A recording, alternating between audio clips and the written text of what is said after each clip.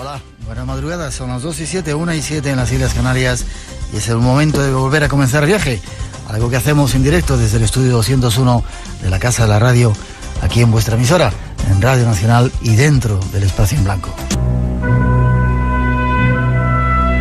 Como decíamos, aprovechando que estamos cerca de San Isidro, queremos hablaros de Madrid y no queremos olvidarnos de esa gente que sufrió el terremoto hace un año en Murcia, en Lorca. Estuvimos con ellos, seguramente volveremos a retomar el tema, pero presentamos a nuestro primer invitado, Marco Besas. Buenas noches, Marco. Muy buenas noches. ¿Cómo estás? Pues muy bien, aquí no sé si los oyentes saben que estamos aquí con unas velas con la luz medio apagada y bueno, la verdad es que hay un ambiente fantástico. Creando ambiente, desde siempre lo tenemos así. Déjame que te presente, eres cineasta. ¿Hiciste una cosa de astronomía en Nueva York? Sí, bueno, hice un doble máster, estudié cine y también astronomía. Mis amigos medio en broma decían que lo mío es dedicarme a las estrellas.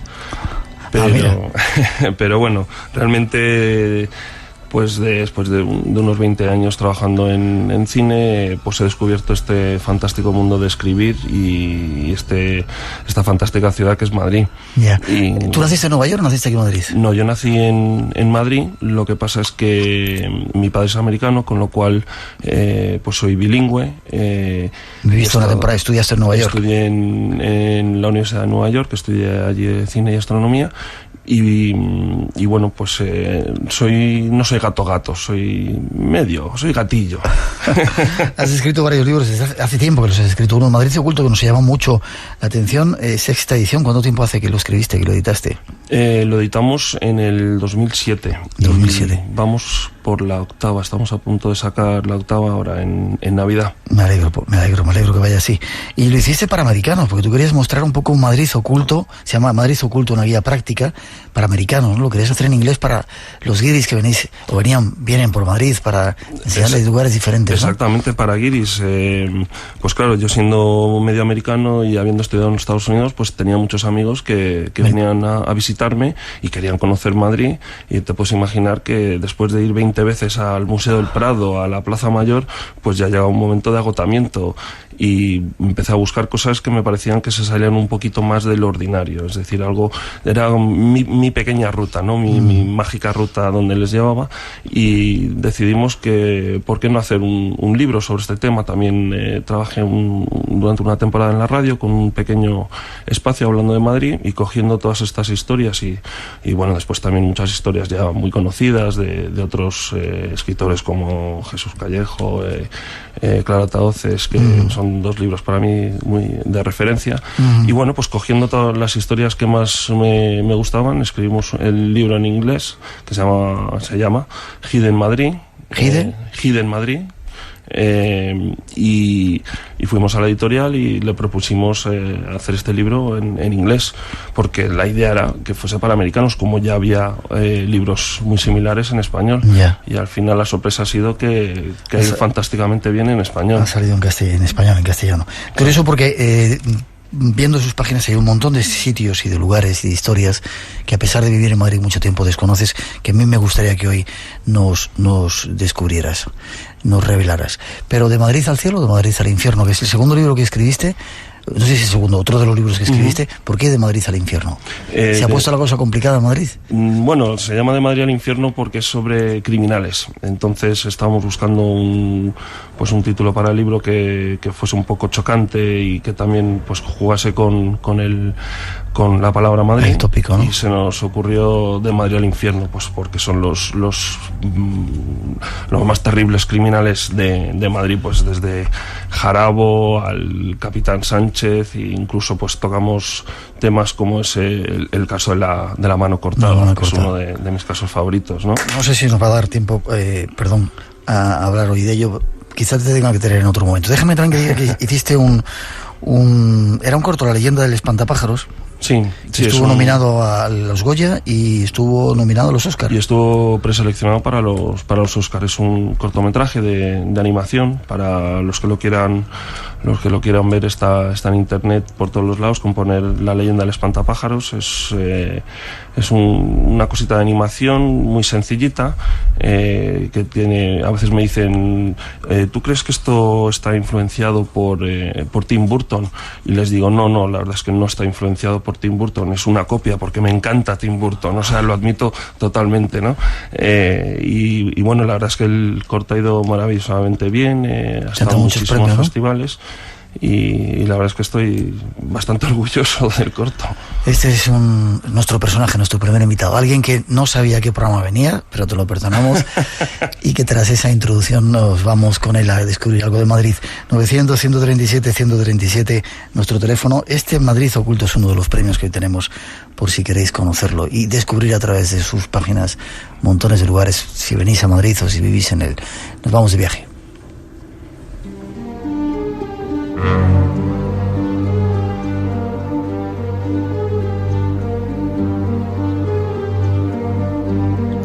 La Puerta del Sol es una de las plazas más célebres de Madrid. En ella se encuentra desde 1950 el denominado kilómetro cero de las carreteras radiales españolas. La Puerta del Sol fue en sus orígenes uno de los accesos de la cerca que rodeaba Madrid en el siglo XV. Esta cerca recogía en su perímetro los arrabales medievales que habían ido creciendo extramuros, en torno a la muralla cristiana del siglo XII.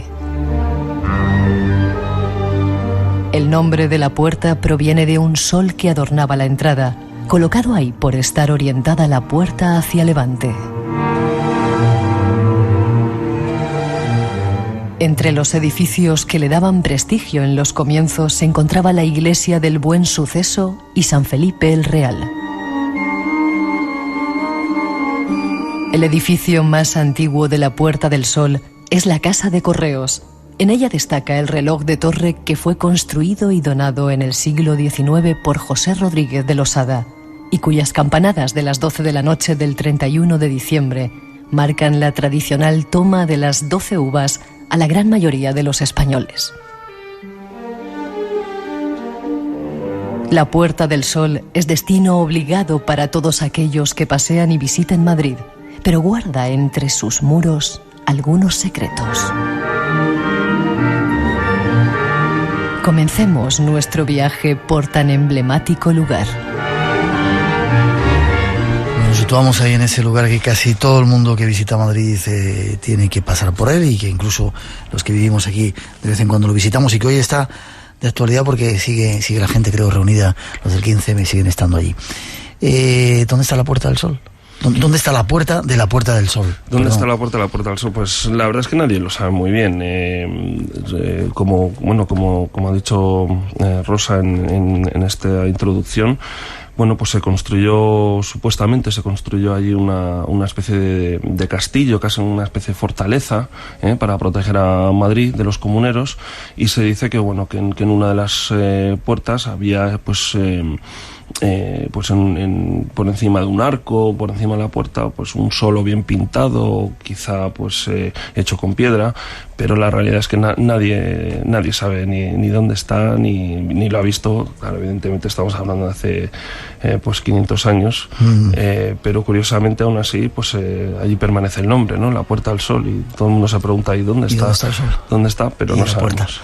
Es curioso, ¿tú crees que las ciudades tienen alma, como decíamos en esa introducción, algo que te acaricia, algo que le da carácter, que le da fuerza? Nueva York, evidentemente, quizá por el cine, no lo han metido tantas veces, ¿no? Que parece que hay algo ahí que te llega, ¿no? ¿Madrid lo tiene también? Por supuesto que lo tiene Madrid, y yo creo que lo tiene cualquier sitio, y es cuestión de descubrirlo. Quizá algunos sitios son más amables, pues por supuesto Nueva York, porque es tan espectacular, pero si uno da un paseo por la noche por Madrid, por la Plaza Mayor, cerca de la chocolatería San Ginés, eso es mágico, ¿no? Eso llama. ¿La chocolatería o el paseo? No, el paseo. No sé si, estoy hablando de ese pasadizo donde está esa antigua librería, en el pasadizo San Ginés, pues eso es mágico, eso es increíble, ¿no? Incluso un paseo al lado del Palacio Palacio Real, en la Plaza Oriente, viendo pues la estatua de Felipe IV, es fantástico y te llama, ¿no? Pero indudablemente, cuanto más sepas de una ciudad, y de hecho por eso escribimos este libro, ¿no? que se llama Madrid Oculto, con la idea de destapar esas cosas que están ocultas. De eso se trata. Tú puedes ver una estatua y si no sabes su historia, pues mismamente hablando de la estatua de Felipe IV, si tú sabes que Galileo tuvo algo que ver con esa estatua para que se pudiese construir, Galileo. entonces ya se convierte en una cosa infinitamente más interesante y digamos, nos cobra alma esa plaza de gente. Pues ya que lo has dicho, luego iremos a ella, pero ¿por qué? ¿Qué tuvo que ver Galileo con esa estatua? ¿Por qué? Bueno, pues si vemos la estatua, esa estatua, el problema que tiene es que está es un caballo, o sea, es una estatua ecuestre, y el caballo está en una posición con las patas de delante hacia arriba. Entonces el problema era que pesaba mucho porque solo está tocando, digamos, el podio donde está con las patas de atrás. Entonces, claro, por el peso de la estatua se caería hacia adelante. Estaba en corbeta el caballo, y entonces, bueno, pues Pietro Tacca, que era el escultor que estaba en Florencia, pues no sabía muy bien cómo conseguir hacer esta estatua para que no se cayese. Y en un momento dado, pues se puso en contacto con Galileo, y Galileo le dijo: bueno, esto es mucho más sencillo de lo que puede parecer. Lo que hay que hacer es que la estatua en la parte de atrás sea sólida y que la parte de adelante sea hueca. Entonces, de tal manera, claro, pues la parte de adelante pesa menos, con lo cual puede estar yendo hacia adelante sujetándose la parte de atrás, ¿no? O sea, si ves la estatua se entiende esto un poco mejor. Y bueno, pues lo que digo, pasas por allí y dices: mira, Galileo de alguna manera puso su marca en esta plaza, que nunca lo pensarías, ¿no? Y bueno, un poco de eso se trata el libro que he escrito.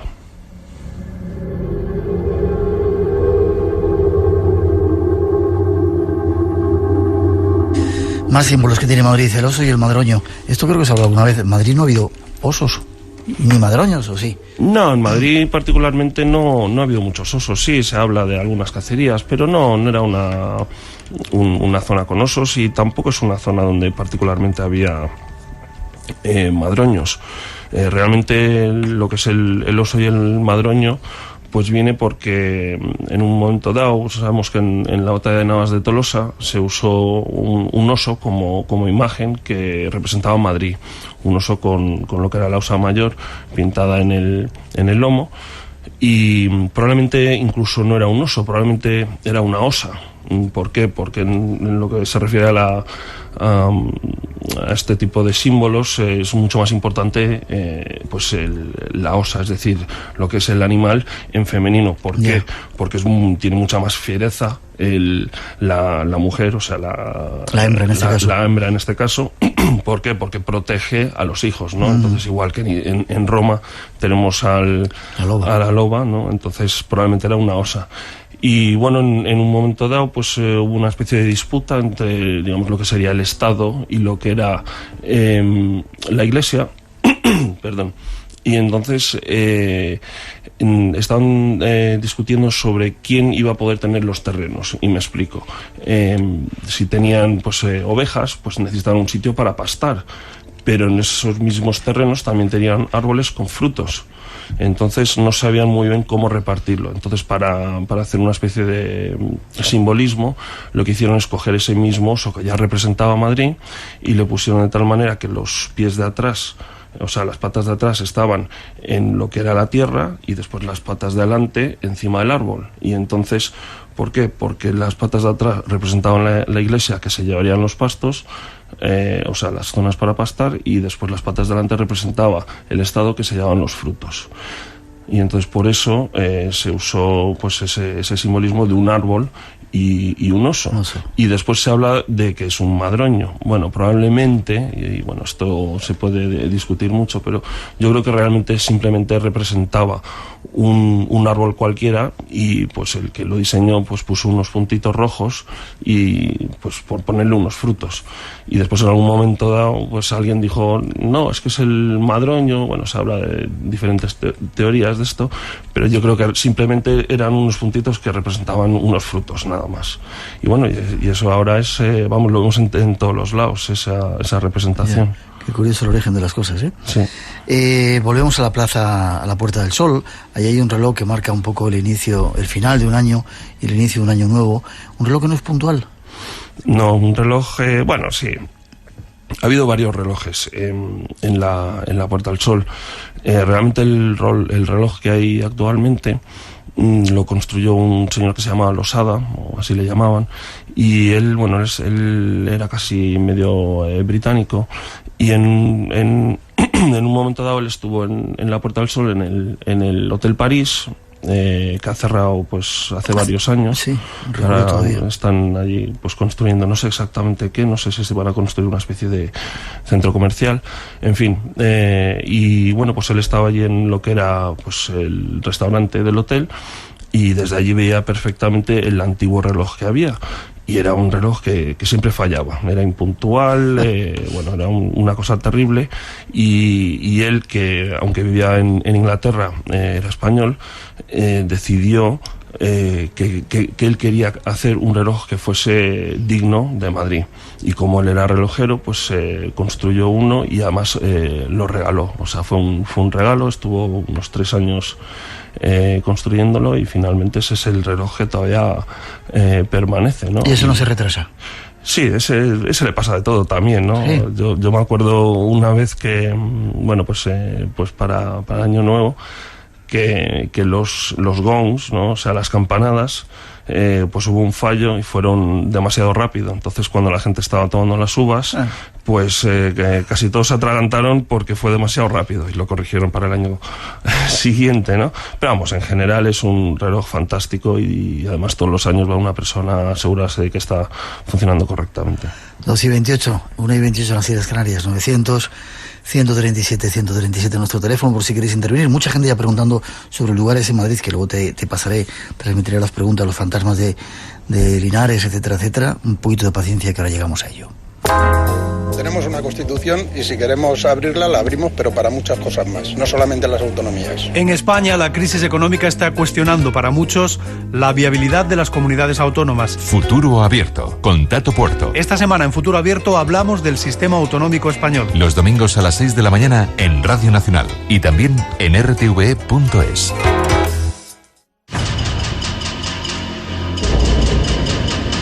Espacio en blanco. Una puerta abierta hacia lo desconocido. Entra con nosotros. Todas las madrugadas, de sábados y domingos, en Radio Nacional. Y hay una pregunta que nos dicen si hay algún lugar en Madrid donde se hicieran juicios o encarcelamientos de la Inquisición, o incluso se llevaran a cabo las sentencias. ¿Hay algún lugar en Madrid? Bueno, desde luego lo que es la Plaza Mayor, allí sí que, bueno, pues allí había los actos de fe, es donde se llevan a cabo, ¿no? Y después sí había un tribunal, pero ahora mismo no me acuerdo exactamente en qué calle está, pero ahí es donde se llevan a cabo. Y en la plaza de la Cebada, que está relativamente cerca de la Plaza Mayor y de la Puerta del Sol, ¿ahí qué había? Pues allí normalmente es donde se ahorcaba la gente. De hecho, en el libro tenemos un ejemplo de un viajante que escribió sobre sus impresiones sobre Madrid, y bueno, contamos, o él cuenta cómo en un momento dado pues cogen al reo, le cuelgan, y parece ser que no, con el propio peso del cuerpo del reo no muere, y entonces uno de los hombres se sube a los encima del otro hombre, o sea, se pone encima de los hombros, y empieza a saltar arriba y abajo para que finalmente se muera, ¿no? Y eso lo veía un viajero que venía... Sí. Bonita imagen, ¿no?, de Madrid. Sí, bueno, Pues imagínate. Yeah. Claro, todo eso en esa época pues era espectáculo, ¿no? O sea, es decir, en la Plaza Mayor los actos de fe era un espectáculo, la gente iba a ver eso, no iba al cine. Y de hecho en la Plaza Mayor era donde ocurría todo, desde zarzuelas era una plaza de toros, era el sitio donde iba el pueblo y también era el sitio donde iban los reyes a entretenerse. San Isidro, el patrono de Madrid, ¿era un tipo milagroso? ¿Es una leyenda? ¿Existió? ¿No existió? No, bueno, yo creo que San Isidro desde luego existió y, vamos, de hecho, su cuerpo es un cuerpo incorrupto, con lo cual de vez en cuando lo sacan. Antes lo sacaban más, ahora menos. No sé cuándo lo sacarán la próxima vez. Pero sí, bueno, a él se le atribuye, le podríamos llamar el hombre de los milagros, porque se le atribuyen unos 1000 milagros. ¿1000 milagros? Unos 1000 milagros, no solo cuando estaba vivo, sino que después, una vez muerto, pues supuestamente seguía haciendo milagros. Y los milagros son... ¿Por ejemplo? Son de los más variopintos. O sea, pues tenemos desde devolver la vista, quitar parálisis, hacer llover, curar paranoias, resucitar a un muerto, quitar dolores de muelas, e incluso cosas como encender velas misteriosamente, ¿no? O sea, es un santo que a veces hace unas cosas un tanto extrañas, algunas fantásticas y otras un poco inútiles, ¿no? Encender velas no sé si sirve para mucho, bueno, quizá en esa época, ¿no? Seguramente que no habría mecheros, ¿no? ¿Y hay un cementerio de gorriones en algún lugar? Pues sí. ¿Dónde? Esto tendríamos que ir una vez más a la Plaza Mayor. En el centro de la plaza hay una estatua ecuestre de Felipe III y, bueno, pues durante la Segunda República, o sea, como sabemos, en general los republicanos no son muy amigos de la monarquía y, bueno, pues se dedicaron a destrozar muchas estatuas que había de reyes y reinas que había por Madrid y, bueno, empezaron a intentar derribar esta estatua ecuestre y alguien decidió meter una especie de petardo enorme dentro de la boca del caballo y explotó el vientre del caballo y salieron miles de pequeños huesitos. Y claro, la gente no entendía muy bien por qué había todos estos huesitos dentro de una estatua. Pensaban, ¿qué está ocurriendo? ¿Esta estatua se está comiendo a las ratas o a los ratones? En fin, resultaba que eran huesitos de gorriones. Y la razón es porque la boca permanecía abierta y entonces los gorriones podían entrar, pero una vez dentro en la oscuridad y por la posición en que está tanto la cabeza como el cuello, pues no podían salir y entonces pues se morían dentro. Lograron derribar toda la estatua y después de la guerra civil pues se arregló la estatua y la volvieron a poner. Y ya no hay ese agujerito. Y lo más importante es que cerraron la boca, con lo cual ya no pueden entrar gorriones. Antes de pasar a más misterios, el Ratoncito Pérez. ¿Hay una casa del Ratoncito Pérez en Madrid? Pues sí. Perdón. Lo que es más, hace poquísimo la acaban de volver a abrir porque es un museo también. Y el museo se sitúa en lo que era una confitería que se llamaba Prast. Y bueno, para entender un poco la importancia de esto, tenemos que ir al rey Alfonso XIII, cuando él era pues un niño. Era un chaval que tenía mucho miedo a todo. Es decir, por ejemplo, incluso cuando iban a cortar el pelo le daba pánico porque iba a perder parte del mismo, ¿no? Parte de su cuerpo. Y bueno, pues su madre llamó a un amigo suyo, Coloma, que era un escritor, era un jesuita, y le dijo, por favor, ¿podrías escribir algo para mi hijo? Porque está a punto de perder un diente y estoy horrorizada cuando se dé cuenta que va a perder un diente lo que le va a pasar. Y bueno, y él, cogiendo una tradición que no era particularmente conocida, que es la del Ratoncito Pérez, escribió pues el libro El Ratón Pérez y en esta historia pues él va cogiendo cosas que le gustaba al joven rey. Y entonces uno de los sitios que le encantaba al rey era pues esta confitería Prast, donde tenían, por ejemplo, galletas especiales. Era una especie de tienda gourmet en esa época.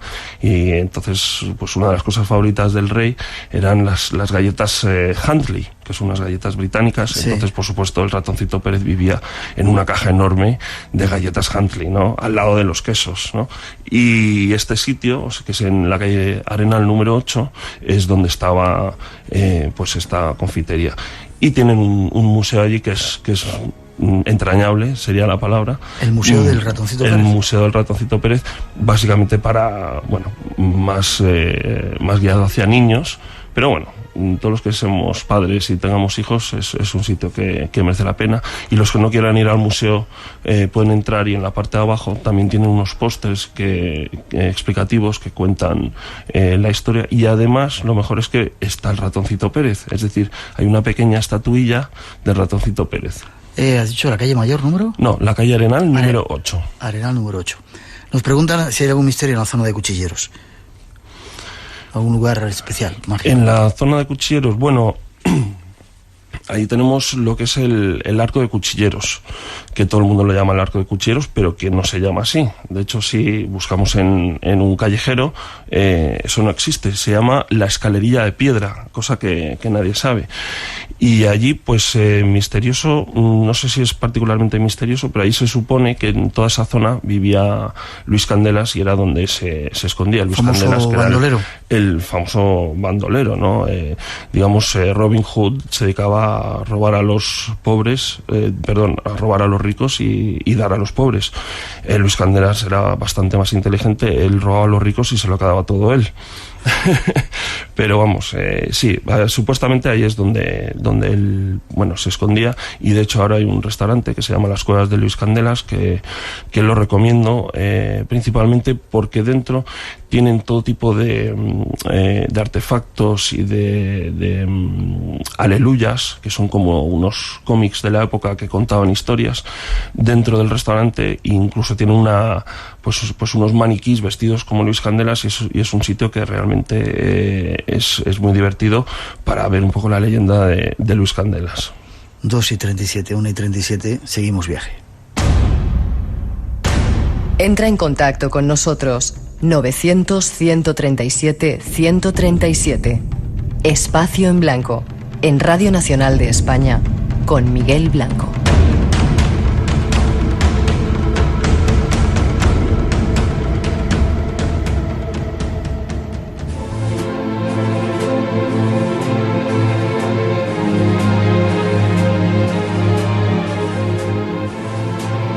El Parque del Retiro, popularmente conocido como El Retiro, es un parque de 118 hectáreas situado en Madrid. Es uno de los lugares más significativos de la capital española. Los jardines tienen su origen entre los años 1630 y 1640, cuando el conde-duque de Olivares, Gaspar de Guzmán y Pimentel, valido de Felipe IV, le regaló al rey unos terrenos que le habían sido cedidos por el duque de Fernán Núñez para el recreo de la corte, en torno al monasterio de los Jerónimos de Madrid.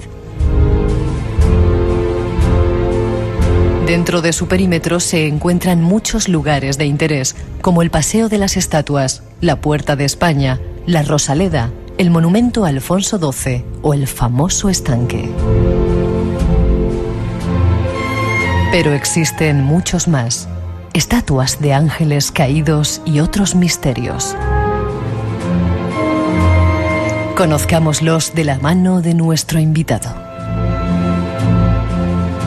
Otro lugar típico y mítico de Madrid es ese Parque del Retiro, conocido como El Retiro, donde hay, bueno, desde estatuas de ángeles caídos, que vamos a hablar de ellos, a otra serie de cosas extrañas, ¿no? ¿El árbol más antiguo está ahí? Sí, supuestamente el árbol más antiguo ¿De Madrid o de España o de...? Bueno, no, de España no, pero de Madrid se supone que es un árbol que se llama un ahuahuete, y este árbol, aparte de ser, gigantesco, tiene la particularidad que es de los pocos que sobrevivió la Gran Independencia. Es decir, cuando estuvieron los franceses en 1808, construyeron un enorme fuerte donde ahora mismo, donde estaba la fábrica de porcelana, la convirtieron en un enorme, en una fortaleza. ¿Por qué? Porque era un sitio que estaba muy alto y se podía ver todo Madrid. Y en un momento dado, se decidió que, como había muchos árboles, no se veía bien todo Madrid, y prácticamente destrozaron todo el retiro. Y este es uno de los pocos árboles que sobrevivió.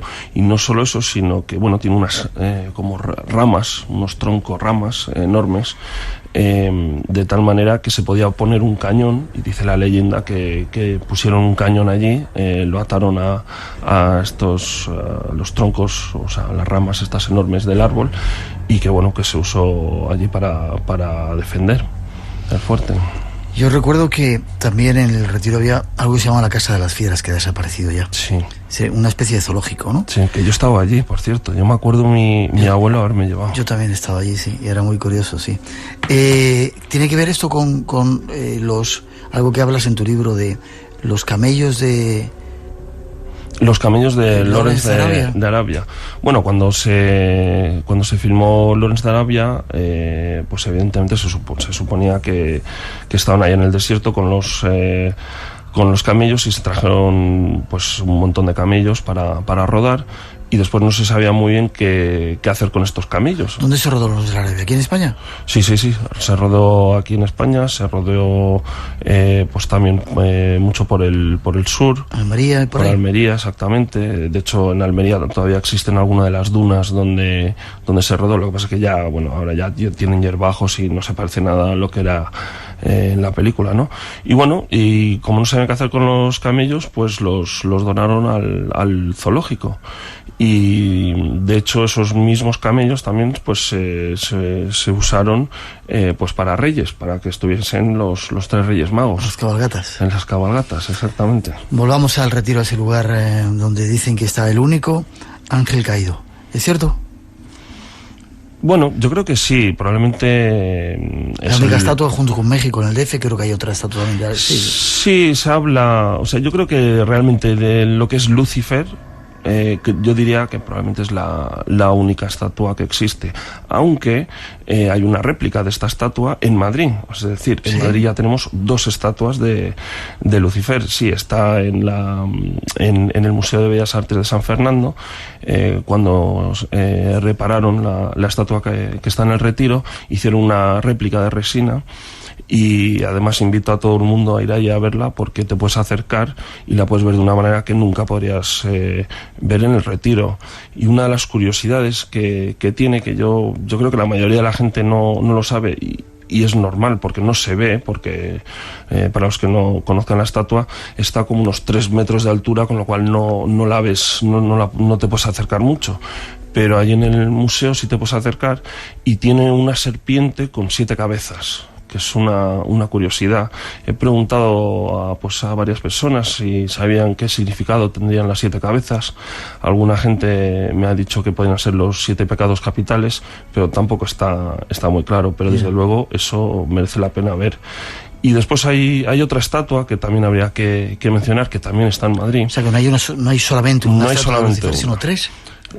Podríamos decir 2 fijo, y después esta tercera, bueno, pues cada uno la puede interpretar como quiera. Y esta está en la calle de los Milaneses, creo que es en el número 3. Yo un día paseando, bueno, soy bastante despistado, como has podido comprobar cuando he llegado, pensando que estaba en otro programa. En fin, bueno, pues paseando, pues miré arriba a una azotea y vi pues una escultura, pues como de un hombre con alas, estampándose en contra del balcón. Y bueno, pues España siendo España, pues queriendo informarme sobre esta estatua, pues ¿dónde fui? Pues al bar de abajo. Y evidentemente, pues sí, hombre, claro, sí, este es de Miguel Ángel Ruiz, es el escultor.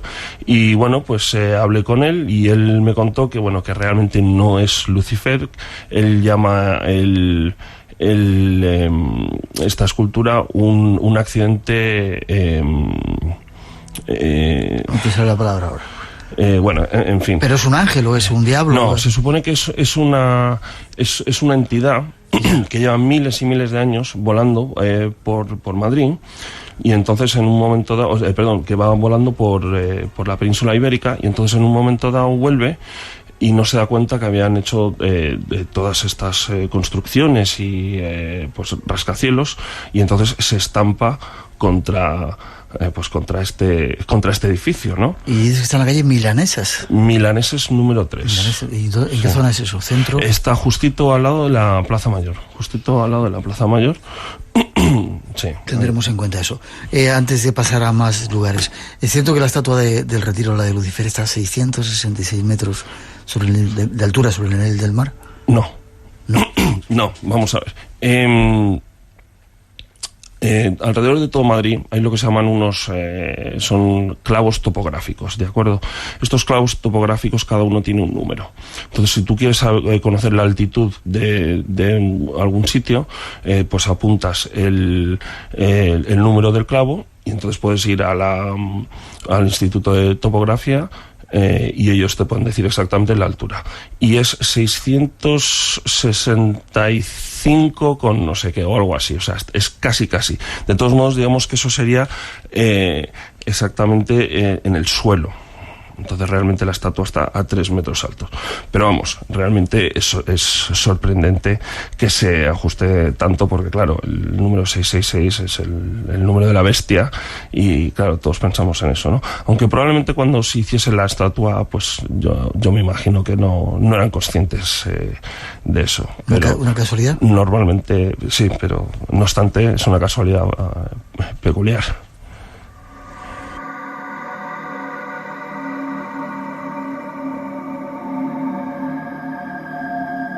Y nos vamos ahora a una curiosa historia que a mí me contaron una vez, y está alrededor de El Retiro, el doctor Velasco. ¿Quién era este personaje y qué hay en el Museo de Antropología, que es un sitio muy recomendable para visitar en Madrid?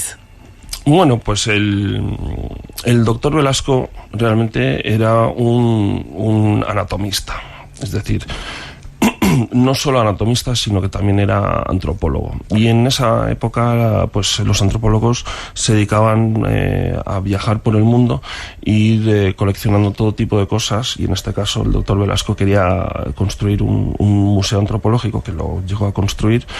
Y claro, como específicamente le interesaba la anatomía, pues hacía todo tipo de moldes de personas, de caras, y estaba muy familiarizado pues con hacer moldes de cadáveres, ¿no? Él tuvo una hija y esta hija se murió. En cierto modo fue un error suyo. Y bueno, pues se enterraron a su hija. Estaba enferma y murió. Entonces él pues la embalsamó de tal manera que para que se preservase el cuerpo. Y después al cabo de unos años decidieron exhumar su cuerpo, y al volver a sacarla pues estaba en perfecta condición. Y entonces él se la llevó a su casa, que también era el museo que él había construido, y decide ponerla en una vitrina de cristal, en una especie de capilla que tenía allí. Y bueno, y después de allí se habla todo tipo de cosas, como que, por ejemplo, pues la metía en un carruaje, daba paseos con ella, incluso que cuando comían le ponía un plato, incluso se habla que la llevó a los toros. Y bueno, la leyenda se saca un poco de quicio, ¿no? Pero vamos, casi seguro que por lo menos la mayoría de la historia sí es cierto, y sí que la tuvo en una capilla, en una especie de sarcófago de cristal, ¿no? Y tampoco es tan extraño. Si nosotros miramos yo tengo fotos de los periódicos de la época, y realmente pues su museo pues tenía no cadáveres, pero sí tenía pues todo tipo de moldes y de huesos de gente pues de África, de Asia, de todos los sitios, y no es tan extraño para una persona con estas características hacer algo así.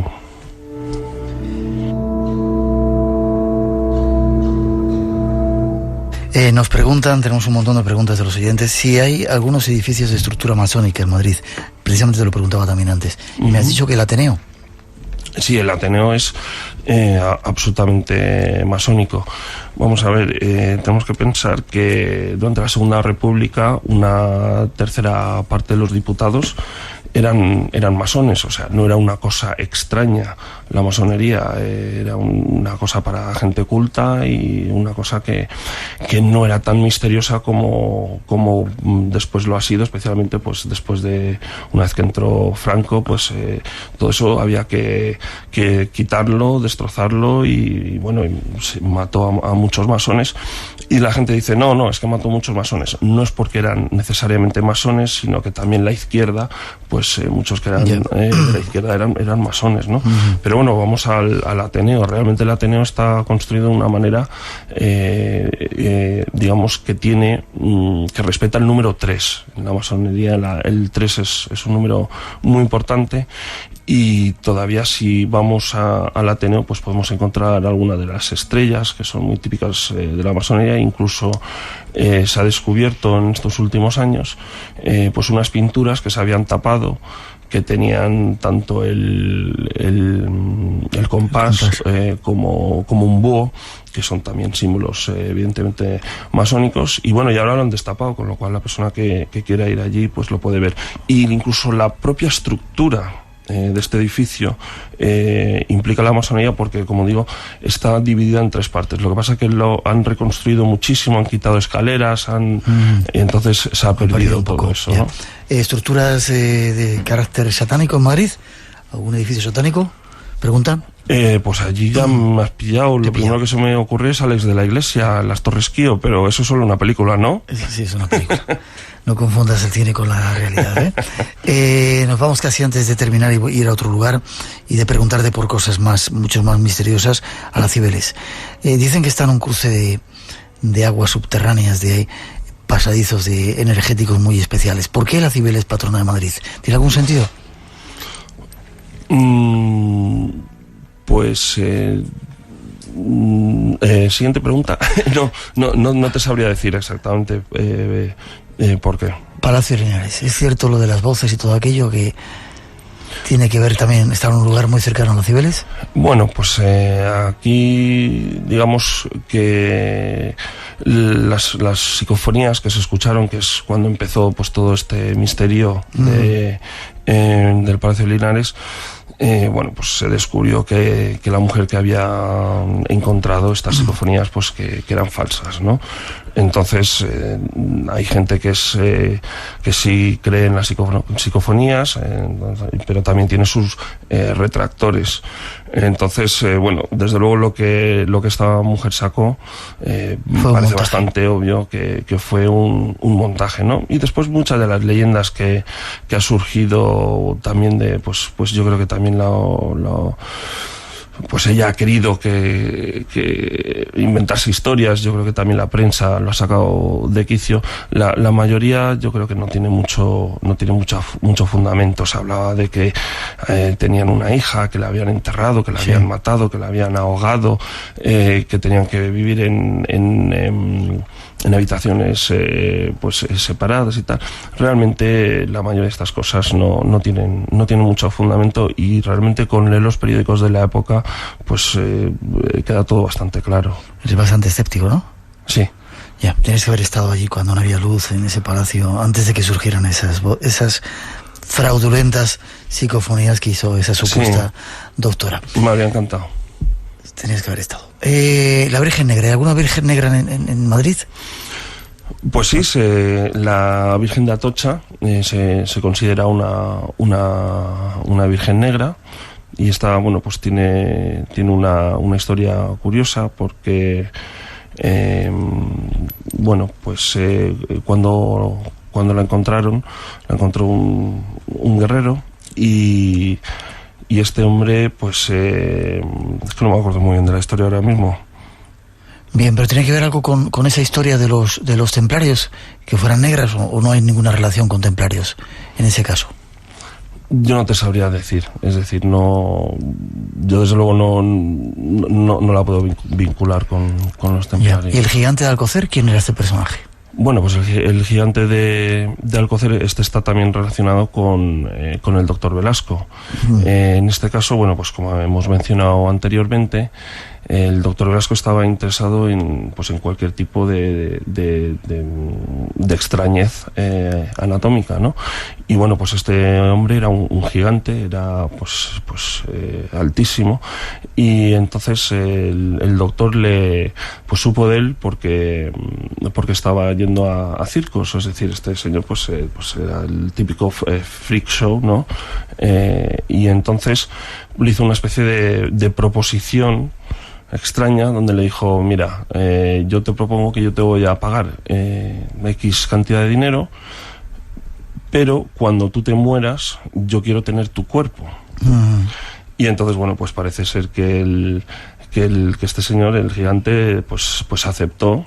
Y claro, como tenía dinero porque le pagaba mensualmente, pues tenía tanto dinero que empezó a darse la buena vida, y aumentó hizo que acelerase su enfermedad, y finalmente pues murió mucho antes de probablemente lo que hubiese sido si no se dedicase pues a las mujeres y al alcohol y a este tipo de mala vida, ¿no? Y de hecho después el doctor Velasco cogió sus huesos, que están ahora expuestos en el museo, y además hizo un molde que también está allí en el museo, en el Museo Antropológico, que está justo enfrente de la estación de Atocha. Ya. Preguntan también, nos dicen que en el Museo Sorolla, en la puerta, hay un compás masónico, con lo cual es otro de los símbolos. Pues mira, eso no lo sabía. El lugar que tú enseñes antes de pasar, nos queda una tercera parte por ver, con algunos misterios más en Madrid, que enseñas siempre como el más extraño que te pueda llamar la atención de Madrid. Nos queda un minutito antes de las noticias, hacemos una pausa y luego seguimos. Pues mira, uno de los sitios que más me gusta es la cripta de la Almudena. Cripta de la Almudena. La cripta de la Almudena tiene lo que se considera la virgen más antigua, que es la Virgen de la Flor de Lis. Es una pintura, y este sitio es fantástico. A mí lo que es la Almudena no me gusta particularmente, pero la cripta eso sí que es misterioso. Es decir, entras allí y es otro mundo. ¿Se encuentra fácilmente? Sí, o sea, con ir a la Almudena, hay carteles que pone hacia la cripta. Nadie va a la cripta, es una pena, porque además la cripta fue lo que se construyó primero. O sea, bueno, como sabes, tardaron años y años en construir el resto de la catedral, ¿no?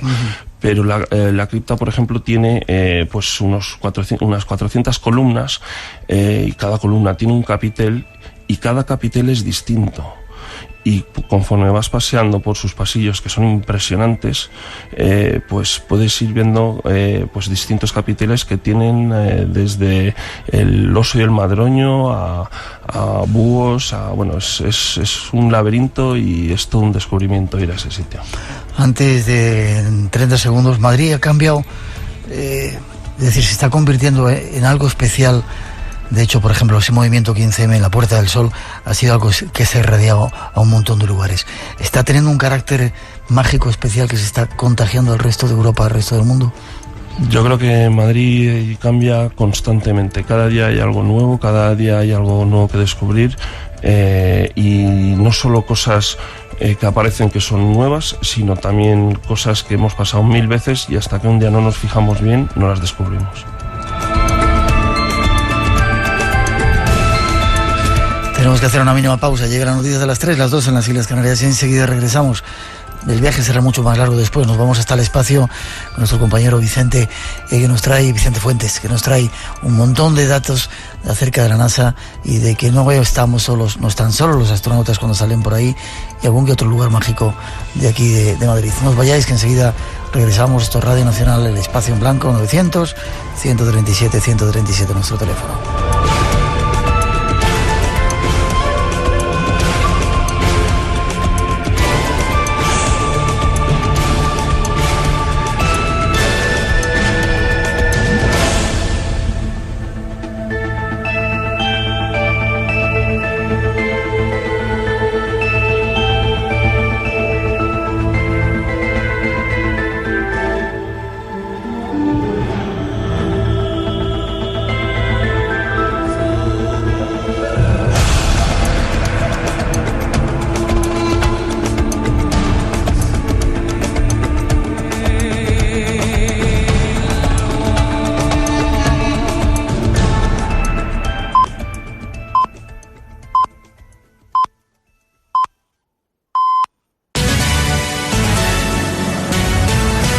Radio Nacional de España. Informativos. Son las 3, las 2 en Canarias. Buenas noches. Los indignados han vuelto a salir a las calles y plazas de las principales ciudades españolas de forma multitudinaria en Madrid y Barcelona para revivir en un ambiente lúdico y reivindicativo el espíritu del movimiento del 15M, coincidiendo con su primer aniversario. Los congregados en la Puerta del Sol de Madrid han desafiado la decisión de la delegación del Gobierno de limitar la concentración hasta las 10 de la noche. En el kilómetro cero sigue Leticia Arena. Saludos. Buenas noches, se han ido muchos, pero muchos continúan. Hay menos ruido y menos consignas, se nota el cansancio, pero el 15M quiere dejar claro que hoy no abandona la Puerta del Sol. De momento no han plantado ninguna tienda de campaña. Hay, eso sí, una lona que recuerda al campamento que hace un año se instaló aquí. Ellos dicen que esto no es un campamento, que es una asamblea. Aseguran que tienen muchas propuestas y mucho trabajo que hacer y que se quieren poner con ello esta misma noche sin esperar hasta mañana. El movimiento 15M, a pesar de las prohibiciones de la delegación del Gobierno, no quiere abandonar Sol hasta el próximo martes y de momento lo van cumpliendo. Esta noche no se van. Gracias, Leticia. Según algunas fuentes, ha habido desalojo en Palma de Mallorca. Y Hacienda ha encargado a la Abogacía del Estado y a la Intervención General que estudien la posible tutela de las cuentas públicas del Principado de Asturias ante la inestabilidad política que vive la comunidad, que puede hacer imposible que apruebe su plan económico y financiero. El Gobierno asturiano en funciones asegura que no será necesaria la intervención y el PP dice que aún hay margen para corregir y alcanzar el objetivo de déficit en el Principado. La izquierda asturiana y UPyD responsabilizan de la situación al Ejecutivo de Álvarez Cascos. En Grecia, el presidente Papoulias hará hoy un último intento por evitar nuevas elecciones en el país. Se va a reunir con los principales líderes políticos para intentar convencerles de formar un gobierno de concentración. Pero tras lo ocurrido esta semana, el consenso se ve muy difícil. César Díaz. El presidente de Grecia afronta este domingo una tarea tan difícil como los trabajos de Heracles. A las 11 se reúne con los líderes de los dos partidos tradicionalmente importantes, Nueva Democracia y PASOK, vapuleados el pasado domingo en las urnas, y con el de la coalición izquierdista Syriza, que obtuvo el segundo puesto para negociar un posible gobierno de coalición. Pero el líder de Syriza, Alexis Tsipras, ha insistido en que no aceptará los ajustes impuestos por la Unión Europea y el Fondo Monetario. Los líderes europeos, especialmente la señora Merkel, deben entender que las políticas de austeridad han sufrido una derrota aplastante. Por lo que el acuerdo parece remoto, como lo sería con algunas de las otras 4 formaciones que entraron en el Parlamento. Las encuestas indican además que Syriza podría ser el partido más votado en unas nuevas elecciones, lo que en Grecia implica un bonus de 50 diputados. En los deportes, el Barcelona cierra la Liga con un empate. Óscar García. El que ha cosechado en el Benito Villamarín, Betis 2, Barça 2, un partido intrascendente, al igual que el jugado en Anoeta, Real Sociedad 1, Valencia 0. El resto de la jornada 38 se disputará este domingo a partir de las 8 de la tarde, con 8 encuentros en los que en todos hay algo en juego. En segunda división, destacar que el Deportivo es más líder tras su victoria en Soria y que también ha ganado el Celta, por lo que recupera la segunda plaza a expensas de lo que haga el Valladolid. Además, en Fórmula 1, Fernando Alonso se beneficia de la sanción a Lewis Hamilton. El británico partirá último, por lo que Alonso sale segundo, solo por detrás de Pastor Maldonado. La carrera en este Gran Premio de España a las 2 de la tarde. Y en tenis, en el Torneo de Madrid, la final la protagonizarán Roger Federer y Tomás Berdych. Carlos Rubio nos acerca el tiempo que nos espera en las próximas horas. Nos espera una jornada de intervalos nubosos, disminuyendo ya durante el día en el Cantábrico. Cielo poco nuboso con intervalos de nubes medias y altas en el resto del país, aumentando a nuboso en el este de Cataluña y Baleares, con chubascos que podrían ser fuertes en el nordeste de Cataluña. Las temperaturas irán en ligero a moderado descenso en la mitad norte, en parte de la zona centro peninsular y en Menorca, y en ligero a moderado ascenso en Canarias. En cuanto al viento, este soplará con intervalos fuertes en el nordeste de Girona y en el litoral de Galicia. Estos son los números que forman la combinación ganadora en el sorteo de la Lotería Primitiva: 5, 13, 19, 25, 27 y 44. Complementario el 49 y reintegro el 8. Y en el sorteo del supercupón fin de semana de la 11 ha sido premiado con 6.000 euros al mes durante 25 años el número 3.721 de la serie 6. Los boletos con el número 3.721 de otras series obtienen 25.000 euros. Más noticias a las 4, las 3 en Canarias. Radio Nacional de España. Lorca, un año después del terremoto. Desde allí vamos a emitir este fin de semana. No es un día cualquiera, con Pepa Fernández. Les esperamos en la sala de exposiciones de la Fundación Caja Murcia, en la calle Pío XII de Lorca. No es un día cualquiera, las mañanas del fin de semana en Radio Nacional. Yo creo que nunca dimos abasto, pero por lo menos teníamos una posibilidad de hacer una vida completa dedicada a Cáritas. La necesidad ha aumentado mucho. Denuncia que la pobreza ha sido siempre retirada de la agenda pública. Un proyecto laboral fracasado y describe el nuevo rostro de la pobreza. Que hay una población muy importante que en un momento determinado pueden ser asiduo de un comedor de ayuda social con corbata. Es Víctor Renes, este domingo en Siluetas. Siluetas, con Manuel Ventero. Los domingos a las 3 de la tarde en Radio Nacional. Espacio en Blanco. En Radio Nacional de España, con Miguel Blanco. Las 3:06, 2:06 en las Islas Canarias. Tomo los mandos de nuestro sonido Paco Bermúdez, nuestro compañero. Tenemos todavía algunas respuestas y temas pendientes. Nuestro teléfono 900-137-137 por si queréis intervenir. Estamos dando un viaje por Madrid, quizá porque sabías que en Madrid Marco, va para ti la pregunta o el comentario. Se ha centrado como una de las ciudades favoritas de muchos jóvenes europeos. No se sabe si por la marcha, si por lo buen rollo que tiene la gente, lo barata que es el alcohol, etcétera, o porque algo está pasando aquí. ¿Tú cómo no crees en esas cosas? Bueno, nos vamos tras esa tercera introducción de viaje para daros algunos otros detalles de esta ciudad y luego seguimos. Tenemos un viaje un poco más largo, nos vamos al espacio a daros pruebas que tienen que ver con la NASA de extraños objetos que están ahí fuera.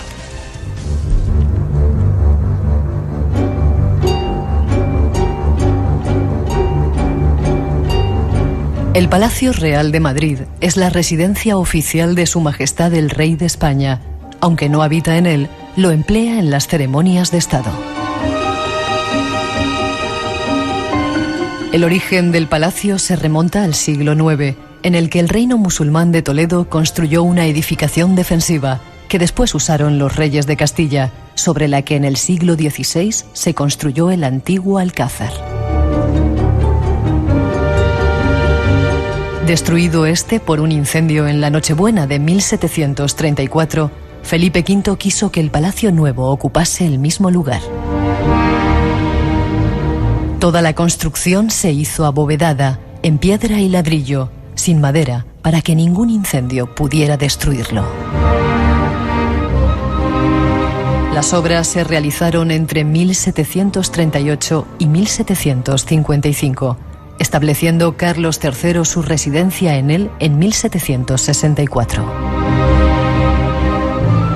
Para su decoración interior se emplearon ricos materiales, mármoles españoles, estucos, madera de caoba en puertas y ventanas e importantes obras de arte, en especial las pinturas al fresco de los principales artistas del momento, como Giaquinto, Tiepolo o Mengs, y sus seguidores españoles Valleu y Maella. Viajemos por este nuevo enclave de la capital para conocer algún secreto más desconocido. El Palacio Real en sí mismo ya es una parte de una maravilla y un montón de cosas que se escondan ahí, pero como no tenemos tiempo, vamos a ir a un lugar, un lugar cercano, a preguntarte, ¿hubo un tiempo en el que Madrid quería ser puerto de mar? ¿Alguno de los reyes que andaban en ese palacio o tuvo que ver con ese palacio? Absolutamente. ¿Le dio por hacer, sí? Sí. Nos remontamos a la época de Felipe II. En esa época, pues España pues tenía colonias por América, por todos los lados, ¿no? Entonces no paraban de traer todo tipo de riquezas. Y en esa época también Felipe II había decidido que la capital de España iba a ser Madrid. Entonces la razón era porque supuestamente era equidistante a todos los puertos, entonces estaba en el centro y esa era la idea. Pero claro, en esa época era difícil el viaje por las carreteras, con lo cual lo importante, o sea, la gente todavía seguía usando barcos para todo. Y entonces se pensó en la posibilidad de hacer el Tajo navegable. En esa época Portugal todavía era española, y entonces la idea era pues llevar los galeones o en barcas más pequeñas a través del Tajo, que el Tajo al final llega hasta el Manzanares. Entonces, vamos, podían llegar pues prácticamente al Puente de Toledo. Entonces se estudió la idea, fue un tal Antonelli, y Antonelli pues fue a Felipe II y le dijo: mira, yo tengo esta idea y yo creo que podemos hacer que Madrid sea un puerto. Lo que pasa es que, bueno, pues hay que construir inclusas, hay que hacer el Tajo en algunas zonas más grande, y bueno, y se hizo todo un estudio, y después de bastantes años ya tenía todo el informe, y se fue a Felipe II, pero justo en esa época pues ocurrió lo de la Armada Invencible, donde se perdieron pues muchísimo dinero, y realmente ya no había fondos para... Se abandonó la idea. No obstante, se retomó posteriormente, incluso se llegó a construir lo que se llama el canal de Manzanares, con lo cual sí que se intentó, y sí que se hicieron algunas inclusas, que incluso se pueden visitar ¿Canal ahora. de Manzanares? Sí. El canal de Manzanares. Sí, además es una zona ahora que la gente va a visitar, que hay mucho turismo, o sea, en bici, este tipo de cosas, paseos, y bueno, incluso se iba a ampliar todo el proyecto. Lo que pasa es que ya tardaron tantos años en hacerlo que ya entró el ferrocarril y ya no tenía sentido. No fue necesario. ¿Tú no crees en esas cosas? Para alrededor del Palacio Real, sobre todo en los jardines del Moro, se llaman así, creo, hay un montón de fantasmas y divisiones extrañas, y uno va por la noche. Para terminar, nos preguntan, y es otro tema que teníamos, el fantasma de la Casa de las 7 Chimeneas. ¿Dónde está esa casa? ¿Qué es? ¿Y cuál es el fantasma? Bueno, pues esta casa está en la Plaza del Rey, que está al ladito de la Gran Vía. Y bueno, aquí cuenta la historia que un montero de Felipe II pues se casó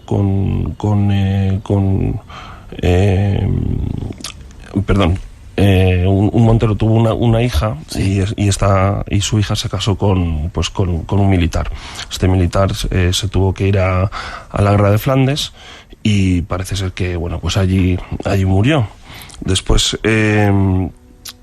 no se sabe muy bien exactamente qué es lo que estaba pasando con la hija. Estaba encerrada, ella estaba muy triste. Sí. Se decía que básicamente se estaba muriendo de tristeza. Pero también resulta que es que Felipe II pues estaba con ella. ¿Sí? Es decir, que era su amante. Y bueno, después no se sabe muy bien qué pasó, pero ella finalmente murió, desapareció el cuerpo, no se pudo encontrar. Después se le acusó a su padre se suicidó, le encontraron colgando en la casa, y bueno, al cabo de un tiempo, en lo que eran los tejados de la Casa de las 7 Chimeneas, pues había una especie de fantasma o espectro, que era una dama, pues un poco como la típica dama blanca, con una antorcha, y entonces se daba golpes en el pecho y después apuntaba hacia el alcázar, como diciendo: me han hecho un mal, y es culpa del alcázar. Es decir, que el rey en realidad pues de alguna manera había pues hecho todo esto para que el marido muriese, y para que él se pudiese aprovechar de la viuda.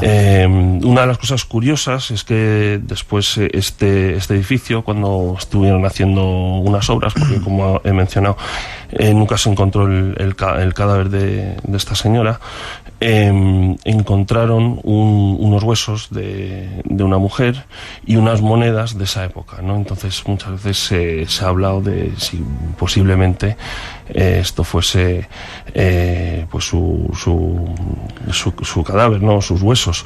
También se suele olvidar que este fue también pues uno de los sitios donde ocurrió el motín de Esquilache, y allí también hubo muertos, con lo cual quizá esos huesos pues tienen más que ver con el actualmente, que es un misterio, creo, ¿no?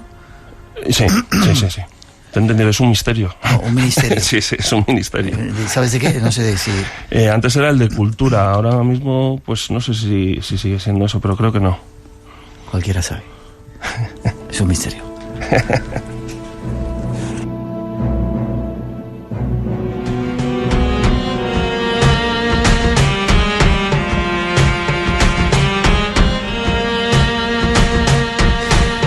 El tiempo encima, Marco, y no hemos hablado de asesinatos de Madrid al infierno, pero quizá tienes que venir otra vez al programa. Dicen por último que hay otra estatua del ángel caído en Birmingham, en Inglaterra. Parece que hay más estatuas de ángeles caídos. Pues lo buscaré.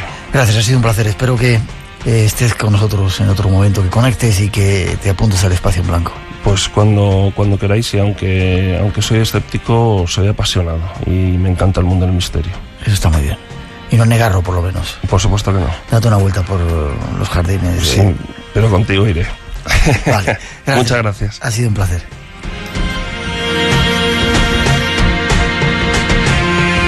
3:16, 2:16 en las Islas Canarias. Una mínima información y nos vamos al espacio de la mano de nuestro compañero Vicente Fuentes, que está aquí ya esperando con un montón de despliegue de datos que os va a dejar alucinados.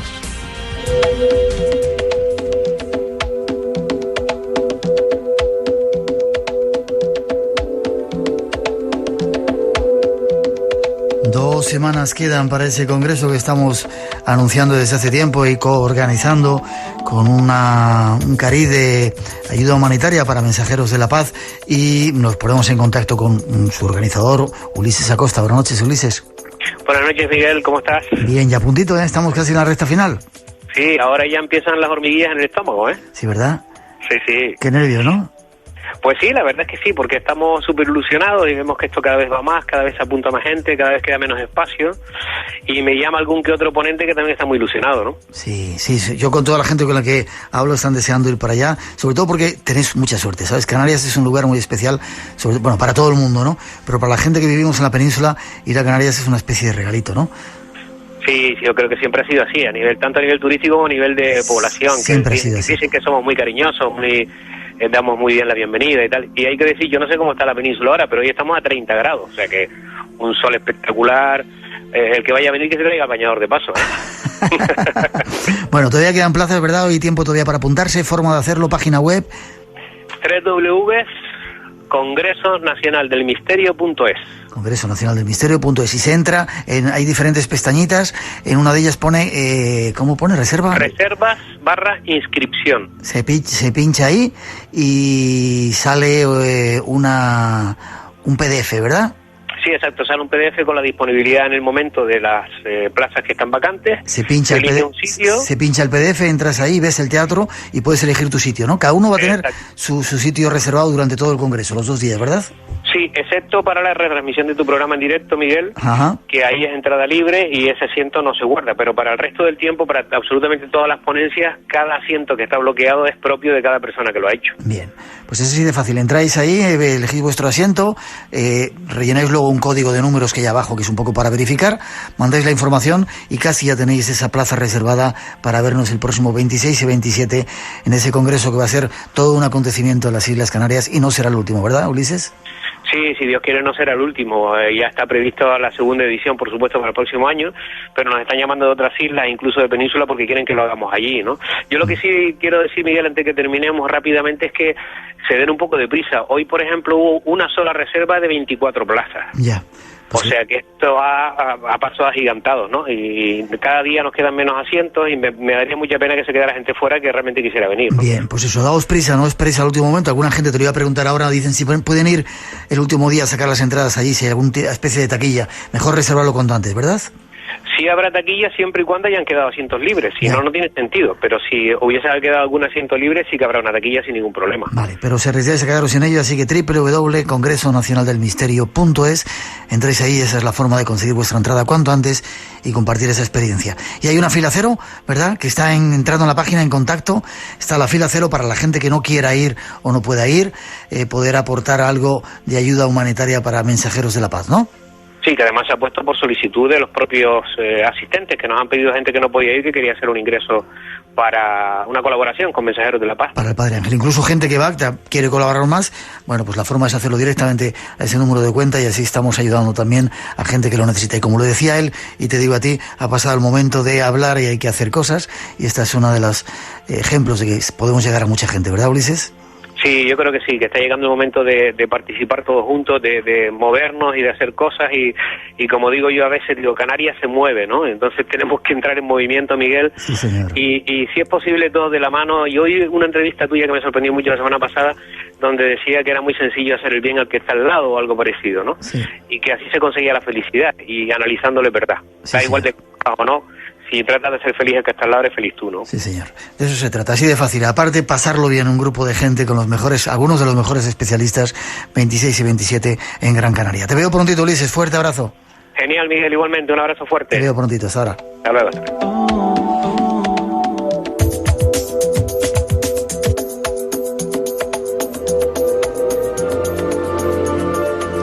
Estáis escuchando Espacio en Blanco en Radio Nacional de España. Conmigo es Blanco.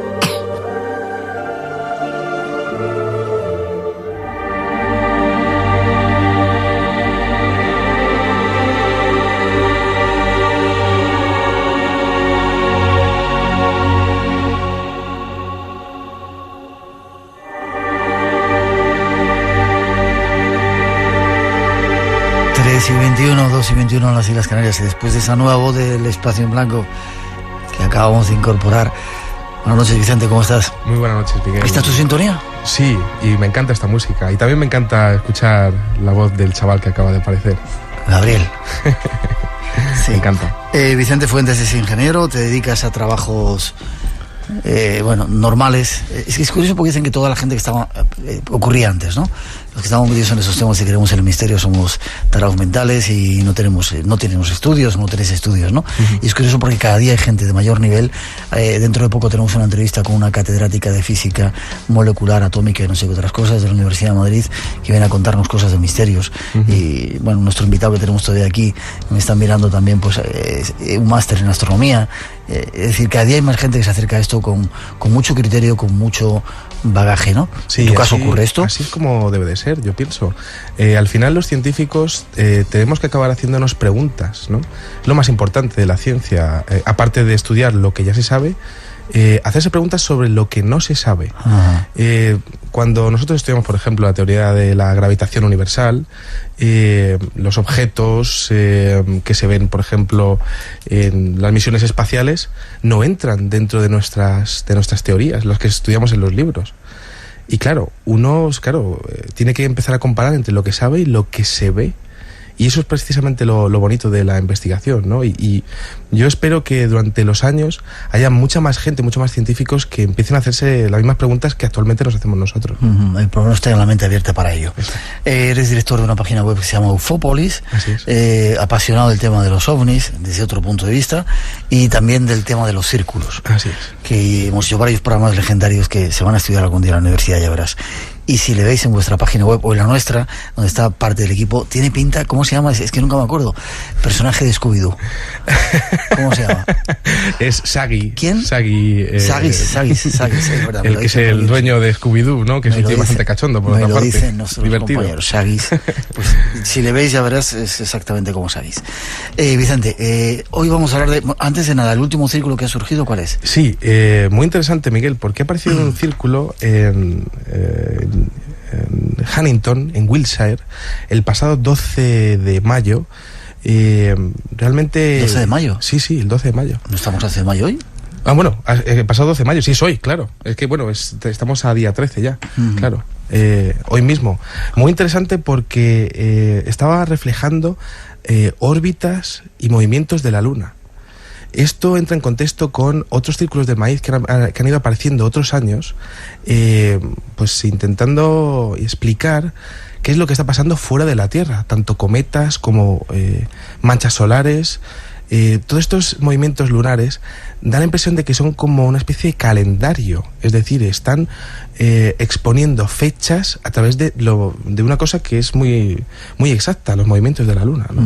Pero ha habido otro círculo del maíz incluso más increíble todavía, el pasado 15 de abril, que ocurrió en East Kennet, que para mí como investigador es apasionante, porque era una estrella de 7 puntas, ¿no? Una estrella de 7 puntas, exactamente la misma estrella de 7 puntas que aparece en los grabados de la antigua Babilonia para representar esa ciudad. ¿Sí? Pero más aún, es que en el año 2010, en Poirino, en Turín, normalmente sabemos que los círculos del maíz aparecen en más de 35 países alrededor del mundo, focalizados sobre todo en Inglaterra, en un 85%, pero resulta que hay una serie de círculos que aparecen en Italia, en Poirino, en Turín, que tienen relaciones como un mensaje por etapas.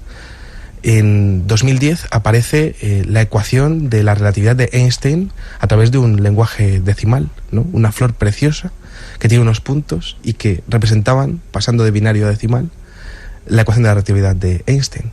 Al año siguiente aparece otra gigantesca flor en el mismo sitio, con una estrella de 7 puntas exactamente idéntica que la que ha aparecido este año.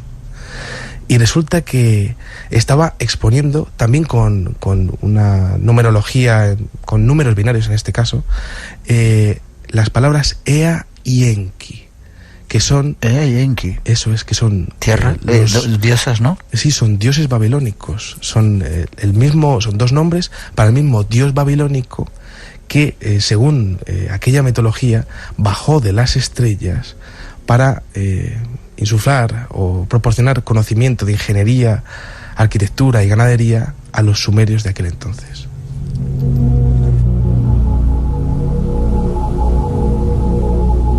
Es un tema que nos apasiona y que quizás sea uno de los misterios más grandes del siglo XX y XXI, y que no le estamos dando mucho, no se le está haciendo demasiado caso, ¿verdad, Vicente? Sin ninguna duda, Miguel, pero algún día explotará. Nosotros le vamos a seguir la pista por tu culpa, ¿vale? Estupendo, me parece. Contigo, gracias a ti. Pero hoy tenemos otro tema, OVNIs a las puertas de la Tierra, lo has llamado. Es curioso porque ese programa que hicimos acerca de las trompetas del apocalipsis, un título que tú inventaste, sí, fue uno de los más descargados, tuvo también un 100% de popularidad, ahí empezamos a tener cienes y cienes y cienes. Este nuevo título también te lo has sacado tú de la manga. Así y tiene que ver con material que tú sacas directamente de la NASA. Efectivamente, la NASA es un estamento prácticamente privado de los Estados Unidos que bueno, pues que de alguna manera también tiene un porcentaje de público todavía.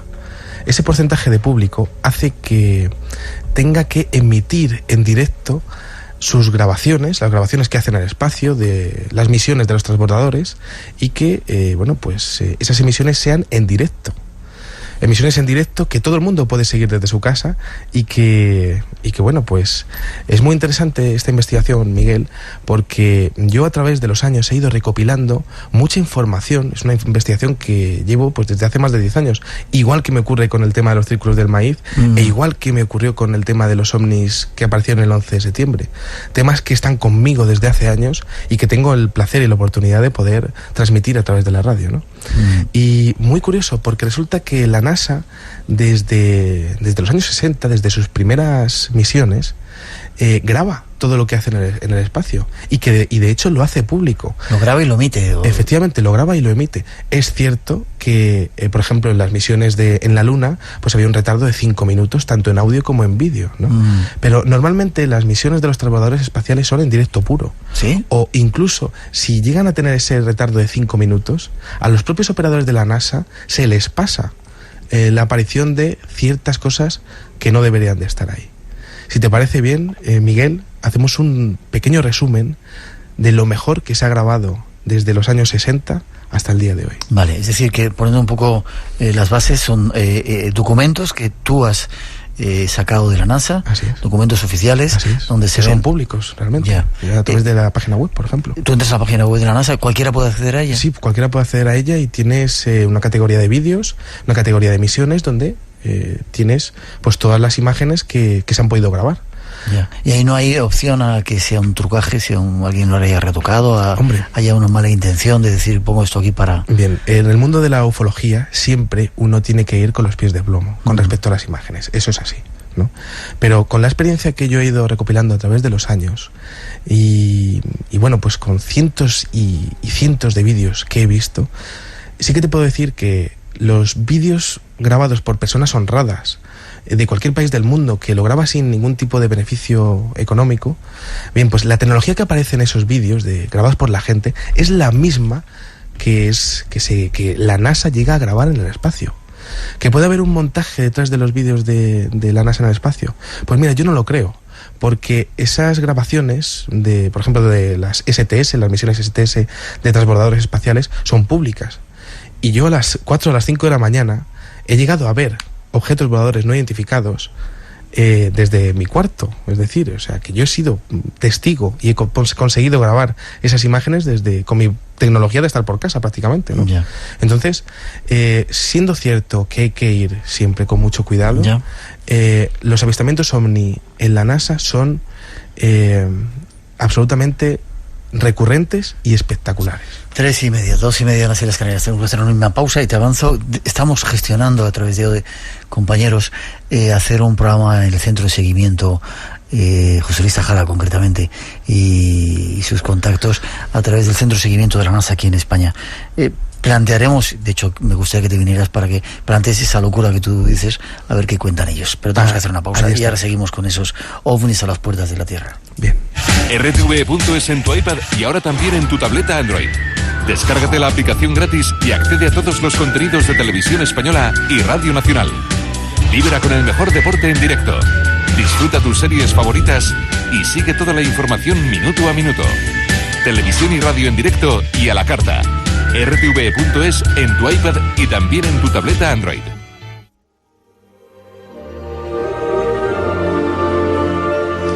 Estáis escuchando Espacio en Blanco en Radio Nacional España. Conmigo es Blanco. Querían que repitiéramos esa voz nueva que has entrado en el programa. 3:32, 2:32 en las Islas Canarias. Vamos con esas pruebas. Tú dices entonces, Vicente, que los astronautas o las misiones espaciales cuando salen fuera de la Tierra no están solas. Yo puedo asegurar que todas y cada una de las misiones que la NASA ha lanzado al espacio, todos los transbordadores que son retransmitidos en directo por NASA TV, todas han tenido al menos un avistamiento OVNI claro. Ante eso, los operadores de la NASA, yo he visto dos tipos de reacciones. Una, ni siquiera se inmutan, es decir, como si fuese prácticamente normal para ellos que haya un objeto volador no identificado moviéndose en diferentes direcciones y cambiando de velocidad. O cuando existe cierta gravedad en el tema, es decir, cuando hay más de un objeto, por ejemplo, he llegado a ver cómo los propios operadores de la NASA llegan a desenfocar directamente y cambian de perspectiva. ¿Sí? ¿No? Entonces, la NASA realmente, por ejemplo, yo tengo la experiencia de haber trabajado, de haber pedido fotografías, por ejemplo, para mis libros, y no me han puesto ningún problema. Tenían una política bastante abierta. Pero por otro lado, son los mismos que también desenfocan las imágenes cuando encuentran algo demasiado raro, ¿no? Yeah. Entonces eso es curioso. Por otra parte, sí que te digo que se graba prácticamente todo, ¿no? Todo lo que hay. Y muchos objetos pues podrían pasar por basura espacial. Entonces, claro, el operador de cámara pues no corta la imagen. Claro, ¿qué ocurre cuando de repente esa supuesta basura espacial empieza a acercarse directamente hacia el transbordador y se para? Claro. Y eso se ve en los vídeos. Eso se ve en los vídeos. Ya. Vamos a ver casos. Dime el último y vamos luego al primero, a que haya recopilado, ¿te parece? Sí. Mira, el último... decir a nuestros oyentes que nos has traído un dossier, un trabajo increíblemente realizado con fotos, con todos los detalles donde están las grabaciones. Sí. Te lo has trabajado, te lo has currado. No sé si nos va a dar tiempo ya todo, quizá tengamos que hacer una segunda parte para demostrar toda esta serie de cosas que dices y sobre todo dar la opción a nuestros oyentes a que lo puedan ellos también verificar y ver, ¿te parece? Muy bien. Mira, el último caso así bastante remarcable ha sido el pasado 4 de marzo de 2012, este mismo año, ¿no? Caduca el 4 de marzo. Es la expedición número 30 de la Estación Espacial Internacional. Ahora ya no suben transbordadores, ahora suben unos cohetes que se llaman Soyuz, que son soviéticos, al espacio, porque el programa de transbordadores ya acabó. Lo cierto es que desde el centro de control, la NASA Johnson Space Center, estaban enfocando una aurora boreal pues en el hemisferio sur, es decir, Australia y el Pacífico. Unas imágenes completamente espectaculares, una aurora boreal preciosa. Claro, toda esa escena sería muy normal, dentro de lo espectacular que es una aurora boreal desde el espacio, sería muy normal si no fuera porque aparece un objeto volador no identificado del mismo tipo que los que aparecen ahora mismo en el 85%, en el 87% de los vídeos actuales de avistamientos reales que se graban en el mundo. Son todos iguales, más o menos. Sí, el 87% de los vídeos actuales están reflejando la misma tecnología. Un tipo de ovni como una circunferencia, ¿no? Tamaño no muy grande, de luz blanco-amarilla, y que en este caso, en este vídeo de la aurora boreal, parece que despega de la Tierra. No es un meteorito que esté cayendo, ni es basura espacial que pueda estar reflejando los rayos del sol. Ese objeto tiene una dirección muy determinada. Está saliendo de la Tierra y, como investigador, Miguel, no sería la primera vez que puedo asegurar, como en este vídeo aseguro, que esa tecnología o la inteligencia que está detrás de esa tecnología parece que está queriendo salir en la foto. Es decir, parece que es una presentación, una más dentro de la grandísima casuística de ovnis en el espacio que hay. Ya, quiere salir en la foto. Me lo has dicho varias veces también cuando había algunas catástrofes, cuando hay terremotos, cuando hay... Parece como que salen y quieren estar ahí. No me queda ninguna duda. Viendo el desarrollo del fenómeno ovni actualmente, da la impresión de que cuando hay un evento que es grabado de manera multitudinaria desde muchos ángulos posibles, mucho público, muchas cámaras, muchos tipos de diafragma, estos objetos voladores no identificados llegan a ponerse en el mejor sitio que existe para que sean grabados. En el tema de la NASA y las grabaciones del espacio también ocurre lo mismo. Y es curioso porque da como una intención de querer presentarse a la sociedad, fuera de lo que pueda ser la información que nos llega. Parece que es el propio fenómeno ovni el que está queriendo interaccionar más directamente con nosotros. ¿Esto cómo se hace? Pues apareciendo en los vídeos. Poco a poco, año a año, vídeo a vídeo, va formando pues un conjunto de avistamientos que son muy muy interesantes y que además suelen ser siempre los mismos objetos. Por eso, vamos con casos, si te parece. Preguntan también, si sabes, hay un montón de preguntas oyentes, es un tema que suscita mucho interés, si sabes algo de la nave que se vio cerca del Sol, no sé. Te puedo comentar, Miguel. A través del Solar Heliospheric Observatory, ¿vale?, que es la sonda SOHO, es un satélite que está en el espacio y que está grabando continuamente las 24 horas al Sol, ¿vale? ¿Qué ocurre? Pues ellos utilizan varios filtros. Un filtro normal de reducción de luz, donde se ve el Sol, ¿no? Y luego otros filtros ultravioleta, por ejemplo, ¿no? O incluso infrarrojo. ¿Para qué se hace eso? Pues para intentar prever qué tipo de tormentas solares pueden llegar a afectar a la Tierra, al planeta Tierra, teniendo en cuenta que estamos en una etapa a nivel de la actividad solar que es tremenda. Estamos recibiendo tormentas solares que incluso la propia NASA espera que sean mucho más fuertes de lo que están siendo de momento, ¿no?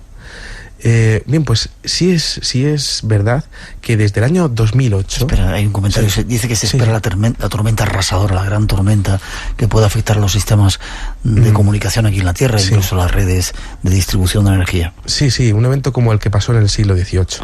Bien, yo como científico no puedo decir que eso vaya a ocurrir mañana, ¿no? Sí que te puedo decir que los ciclos solares tienen máximos y mínimos, y que ahora mismo estamos en un máximo. La actividad solar tenemos registrados alrededor de 100-200 años, pero la Tierra y el Sol tienen miles de millones de años de antigüedad. No sabemos qué tipo de actividad pueden tener en el futuro, solo tenemos datos de 200 años. Objetos voladores no identificados alrededor del Sol. Eso te había sido del tema. Se llevan viendo desde el año 2008. Alrededor del Sol. Sí, pero es un poco con la cantidad de grados que tiene que haber ahí, ¿no? Debe ser algo tremendo. No hay nada que pueda aguantar esa temperatura, no hay nada que pueda aguantar para moverse en esa órbita, ¿no?, tan cercana. Muy curioso, Miguel, porque resulta que son objetos que llegan a moverse a velocidades que no nos podemos ni imaginar. Sería muy difícil calcularlo, ¿no? Miles de kilómetros por hora. Y que también aparecen cuando mejor pueden verse realmente, ¿no? Por ejemplo, en sistemas, o sea, en tormentas solares. Ha habido mucha polémica con un supuesto objeto volador no identificado, esférico, del tamaño prácticamente de la Tierra, si te digo la verdad. Pero yo como investigador sí que te puedo decir que aquello sí que se pudo aplicar la teoría de un tornado solar. Un tornado solar que crea una especie de embudo alrededor de la corona solar y que, bueno, pues puede parecer que hay una esfera allí, ¿no? Pero hasta el momento no se ha podido confirmar eso.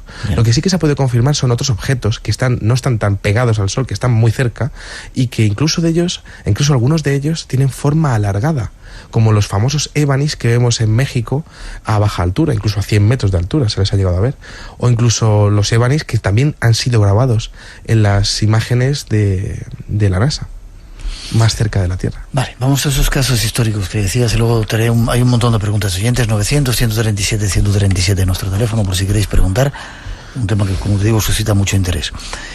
Casos históricos donde se pueda ver esas imágenes sacadas de la NASA, donde están acompañando estas extrañas esferas a nuestros astronautas. Bien, los vídeos de los que vamos a hablar aquí los pueden encontrar en mi página web, que son públicos y, bueno, pues de alguna manera... ¿De la página ufopolis.net? Ufopolis.net, ahí lo tenemos todo grabado y, bueno, pues para que la gente lo vea mientras que lo está escuchando, ¿no?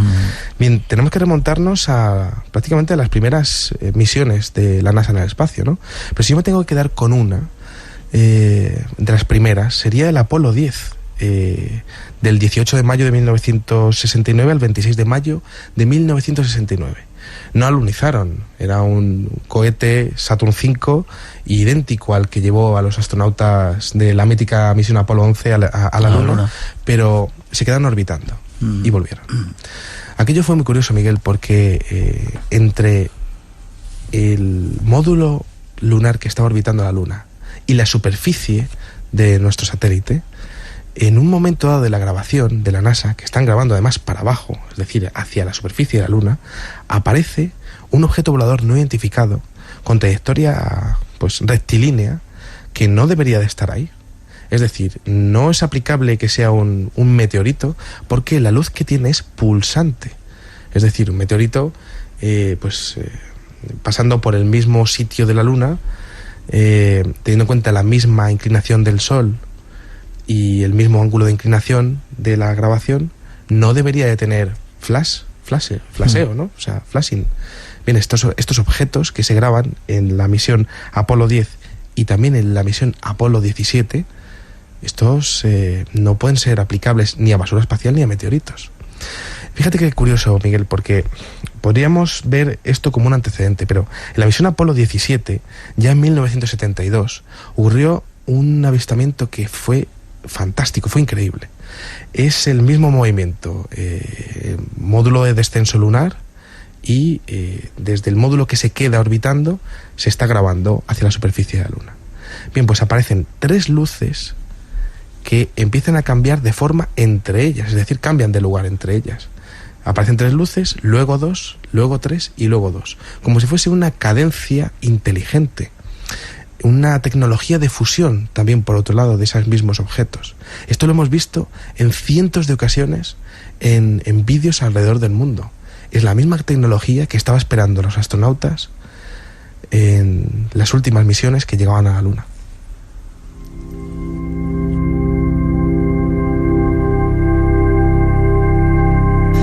¿Cómo te gusta, Me encanta, la verdad, es apasionante. Llevo 10 años investigando esto y la verdad, Miguel, es que hay muchísima casuística. A mí me encantaría que la gente de verdad viese los vídeos y que con su opinión ya se pudiera hablar del tema y pudiera compartirlo, ¿no? Más casos, Vicente. Estamos en 1991, misión STS-37. Una misión que orbitaba a 459 kilómetros de altura, con una órbita de 28,45 grados. ¿Qué es lo que se ve? Están enfocando la Tierra y se ve una especie de circunferencia, una especie de cuerpo esférico, metálico en este caso. No estamos hablando de la tecnología de luz blanco-amarilla que veíamos antes, sino un objeto metálico, como una especie de sonda que llega delante del transbordador y hace movimientos de vibración. Tiene como movimientos de oscilación muy rápidos y muy precisos, ¿no? Un vídeo realmente extraño, porque podríamos estar hablando de que la inteligencia que está detrás del fenómeno OVNI estaría llegando a monitorizar todo lo que hacemos con respecto a saber qué tipo de experimentos estamos haciendo en la atmósfera de la Tierra y en qué, posiblemente, en qué podría afectarles a ellos lo que estamos haciendo nosotros, o qué tipo de evolución de nuestra ciencia tenemos en estos momentos, en el año 1991. Yeah. Ese caso fue increíble, ¿no? Pero podemos viajar al año 1991 también, a la STS-48, al transbordador Discovery, quizá uno de los vídeos más polémicos de la historia, porque en este podemos ver un objeto que cambia de dirección. Están enfocando una vez más desde el transbordador la Tierra y se ve como aparece por la derecha de las imágenes un objeto volador que cambia de dirección, realizando un ángulo agudo, ni siquiera un ángulo obtuso que podamos decir que se haya chocado contra algún dispositivo espacial abandonado o algo así. Es un ángulo agudo y se pierde en el espacio, ¿no? Todo esto podemos decir que es bizarro o extraño hasta el momento en el que vemos como de la Tierra llega a despegar otro objeto gigantesco, vamos, del mismo tamaño que el que hemos visto, pero un poco más grande, a una velocidad de miles de kilómetros por hora. ¿Y sale de la Tierra? Sale de la Tierra y está a punto de darle al que está haciendo el ángulo agudo. Esto ha sido identificado como un posible despegue de otro objeto que estaría haciendo sus operaciones desde la Tierra, tal y como vemos en cientos de pruebas alrededor del mundo actualmente, o como algún tipo de tecnología del propio gobierno norteamericano o ruso de intentar interceptar a uno de esos objetos. ¿Somos capaces de disparar a ovnis en el espacio? Quizá fuimos testigos de algo así, pero en aquella misión STS-48. ¿Por parte de la Tierra? Por parte de la Tierra, efectivamente. Por supuesto, completamente secreto. En mi opinión, y teniendo en cuenta, por ejemplo, el último caso que te he dicho de la aurora boreal, sí que da la impresión de que es otro objeto volador no identificado que tiene que pasar por alguna razón más cerca que el otro. Más cerca, o sea, tan cerca como el otro, ¿no? Ya. Déjame que te pregunte, a lo largo de la historia de esos multitud de casos que tienes ahí, que vamos a ver alguno más todavía, ¿han ido cambiando las formas de esos objetos o siempre se han mantenido más o menos iguales? Interesantísima pregunta, porque resulta que normalmente suelen ser los ovnis del mismo tipo, ¿no? Blanco-amarillos, como hemos dicho, esféricos. Pero resulta que esa tecnología de fusión, de la que hemos hablado muchas veces en este programa, puede llegar a hacerles ver pues como si fuese un gusano. Sí, imagínate, pues un gusano que llega a oscilar por los lados, ¿no? Una forma lenticular, prácticamente. Eso se ha llegado a ver. Y es muy curioso porque se ha llegado a ver en las capas bajas de la atmósfera y las capas altas de la atmósfera también. Muy interesante porque los típicos ovnis del tipo platillo volante que hemos imaginado y visto muchas veces pues sobre todo en los años 60 y 70, que yo no digo que por supuesto esos casos podrían ocurrir en realidad, y muchos de ellos son reales, pero ahora mismo parece que esa tecnología ha sido sustituida en protagonismo por esta que estamos hablando aquí. Ya. Nos preguntan los oyentes, luego seguimos si quieres con eso, si sabes algo de esos tres objetos que dice que se están acercando a la Tierra. No puedo decir nada por seguro y bueno, sin duda lo seguiré investigando en la web. Aunque hay que decir, como siempre, que no todo lo que se cuenta en internet es cierto, que hay muchas historias que no tienen nada que ver con la realidad y que tengan cuidado con ese tipo de cosas.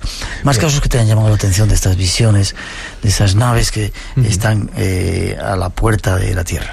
Mira, por ejemplo, podemos hablar de la misión STS-115, que bueno, pues es el transbordador Atlantis. Se produjo esa misión desde el 9 de septiembre al 21 de septiembre del año 2006, y a mí me llama la atención muchísimo esa filmación porque se ven 3 objetos voladores no identificados por separado, formando un triángulo. En las imágenes de la NASA, donde podemos ver además el logotipo de la NASA, en este caso, en esta grabación de 2006, ocurre algo que sin duda es intencionado. Y es que uno de los objetos se queda estático y los otros 2 empiezan a moverse. Es decir, tenemos un punto de referencia para observar que esos objetos se están moviendo de una manera inteligente, y de hecho se están moviendo de una manera para que nosotros comparemos movimientos. Se está moviendo con respecto a este que está parado aquí, a la derecha. Una muestra más de lo que considero que es una exposición pública de su tecnología a los habitantes de la Tierra. Ya. Y el hecho de que aparezcan ahí fuera, ¿qué están queriendo significar? ¿Que están acompañando, que están vigilando cualquier misión que hacemos, que saben que estamos saliendo y están acompañándonos, teniendo cuidado, protegiéndonos o controlándonos para que no machaquemos otras zonas donde salgamos? Creo que más bien o curiosidad científica o control de situación. Porque, por ejemplo, hay muchas grabaciones de astronautas. Por ejemplo, te puedo dar algún dato de la misión exactamente STS-61 del año 1993, donde había astronautas. Estos subieron el transbordador Endeavour. Estamos hablando de la primera semana de diciembre de 1993. Había astronautas que estaban arreglando el telescopio espacial Hubble, y resulta que la NASA estaba monitorizando lo que estaba ocurriendo con los paneles solares de la Hubble y con los ajustes de los espejos del telescopio que está en órbita. Y resulta que empezaron a aparecer objetos voladores no identificados como... o sea, no uno, varios. No uno, varios, efectivamente. Y además en diferentes etapas de la misión. Es decir, cuando salen los astronautas, aparece un objeto arriba a la izquierda, vuelven a meterse los astronautas, vuelven a salir al día siguiente y vuelve a aparecer otro objeto volador no identificado. Es decir, aparte de controlar y monitorizar lo que están haciendo, podrían ponerse en otro sitio, podrían ponerse mucho más lejos. No, parece quieren que se les vea. Quieren salir en las imágenes, efectivamente, quieren que quede para la historia aquello que está ocurriendo, ¿no? Muy interesante porque, por ejemplo, también se han llegado a ver grabaciones cerca de la estación espacial rusa, la Mir. Muy interesante porque se producen acercamientos extremos. Estamos hablando de prácticamente decenas o incluso menos, decenas de metros de esos objetos voladores no identificados a la estación espacial rusa, en este caso, ¿no? Estamos hablando de lo que sería, si estuviésemos hablando de derecho espacial, ¿no?, una violación del espacio aéreo, en este caso, una violación de seguridad, porque nadie garantiza qué pueda pasar con esos objetos voladores y los astronautas que estén en órbita en ese momento. No tenemos mucho más tiempo, vamos a tener que seguir con el asunto. ¿Cuántos avistamientos habrá habido hasta ahora de esas luces que acompañan a los astronautas? Yo hablaba a micrófono cerrado de más de 2.000 avistamientos que ha podido haber, ¿no? Pero si yo tuviese que afinar un poquillo más eso, podría decir que, primer dato, en todas las misiones espaciales hay ovnis, la gente de la NASA, los operadores y la jefatura de la NASA lo sabe y lo ignora, incluso llegando a publicarse vídeos de la NASA donde llegan a los telediarios. Incluso yo mismo en esta casa, en Televisión Española, he llegado a ver cómo bajaba un tanque de combustible de una de las últimas misiones de la NASA, que fue acompañado por un objeto volador no identificado, y aquello fue Vox Populi, o sea, aparecía en los telediarios, como que intentando de alguna manera pues obviarlo o marginarlo o incluso no valorándolo, ¿no? Ya, dos preguntitas antes de terminar. Bien, pues... ¿Por qué la NASA no dice nada? y te digo, se lo vamos a preguntar cuando estemos allí. De hecho, ya hemos avanzado la pregunta y dice, no hay nada de nada, no hay pruebas de ello. ¿Y por qué si es algo tan importante, tan trascendente, no sale eso en los telediarios? ¿Y por qué ellos, de nuevo, si quieren salir en la foto, no salen en primer plano para que veamos la carita de una vez? Bien, en mi opinión, la NASA jamás admitirá el tema de los objetos voladores, de los ovnis, el tema de los ovnis jamás lo admitirá, que los llegan a grabar en sus misiones y que pero está ahí. Pueden llegar a ponerlo. Sí, pero ellos realmente dicen, nosotros no sabemos lo que es. Ya. Pero no dicen la palabra UFO en inglés, ni dicen la palabra ovni en español. No lo dicen porque esa palabra, de alguna manera, nuestra sociedad no está preparada para gestionarla. Lo que hemos hablado muchas veces en este programa. No existe un mecanismo de nuestra sociedad para entender la importancia del fenómeno ovni en nuestra sociedad, ¿no? Y bueno, pues ¿por qué la NASA no lo dice? Posiblemente porque están ganando tiempo durante muchos años y podemos estar dentro de 50 años en el espacio en blanco hablando y posiblemente estemos en el mismo punto. Lo que pasa es que es apasionante poder estudiar lo que está pasando al margen de esto. ¿Y por qué no aparecen en los servicios informativos? En los servicios informativos. No existe una cultura en el periodismo, gracias a Dios, existen reductos como este programa, que a mí, bueno, yo siempre he sido fan de este programa y tengo el placer de poder ahora estar hablando aquí, ¿no? Pero no existe una cultura... parte del día. La verdad es que es maravilloso para mí, ¿no? Pero no existe dentro del periodismo una cultura de investigación muy establecida, ¿no?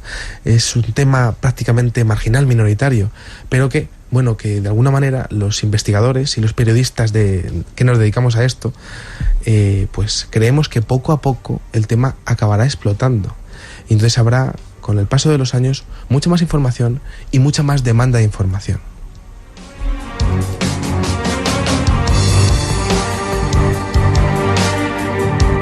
Vicente Fuentes, gracias por tu apasionamiento, por estas informaciones que nos has traído. Si queréis verlo, página web e información. Ufopolis.net. Echar un vistacito a esa página y a seguir investigando. Y ojalá nos explote dentro de poquito sin hacernos daño, pero que podamos tener respuestas de ese fenómeno. Rápido que nos vamos. Pues nada, si te parece bien, Miguel, para hacer una segunda parte del programa donde podamos seguir exponiendo casos que han quedado en el tintero, que son interesantísimos y que seguramente pueda interesarles al público. Y nada más, pues la verdad es que es un auténtico placer y muchísimas gracias. Seguimos estando ahí, ¿vale? Formando parte del espacio en blanco. Gracias. Un abrazo, Miguel.